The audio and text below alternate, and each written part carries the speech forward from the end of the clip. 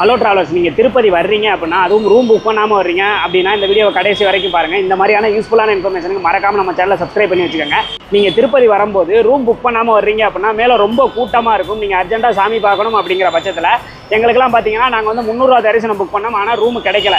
நாங்கள் என்ன பண்ணோம் அப்படின்னா, கீழேயே பார்த்தீங்கன்னா ஒரு சில ஹோட்டலில் குளிச்சுட்டு ப்ரெஸ்அப் ஆகிறதுக்கு மட்டும் ஒரு ஆளுக்கு 200 ருபீஸ் தான் வாங்குறாங்க. நாங்கள் வந்து இந்த ஹோட்டலில் தான் போயிட்டு ரூமில் போயிட்டு ஜஸ்ட் ப்ரெஸ்அப் ஆகி வந்தோம். நீங்கள் ஒரு 24 ஹவர்ஸ் ரூம் எடுத்தீங்க அப்படின்னா உங்களுக்கு 1200லேருந்து 2000 ரூபாய் வரைக்கும் வர்றதுக்கான வாய்ப்புகள் இருக்குது. அந்த மாதிரி எடுக்காதீங்க.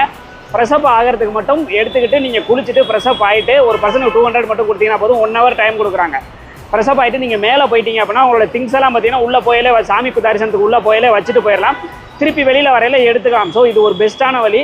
இப்போ தான் நீங்கள் நம்ம சேனலுக்கு வர்றீங்க அப்படின்னா திருப்பதிக்கு எப்படி போகணுங்கிற பயண வழிகாட்டி, புரட்டாசி மாதத்தில் எப்படி போகணும், நார்மல் டேஸில் எப்படி போகணும் அப்படிங்கிறது தனித்தனியாக நாங்கள் வீடியோவாக போட்டிருக்கோம். அந்த வீடியோட லிங்கை டிஸ்கிரிப்ஷனில் கொடுக்குறேன். மறக்காம போய் பாருங்கள். பாய்.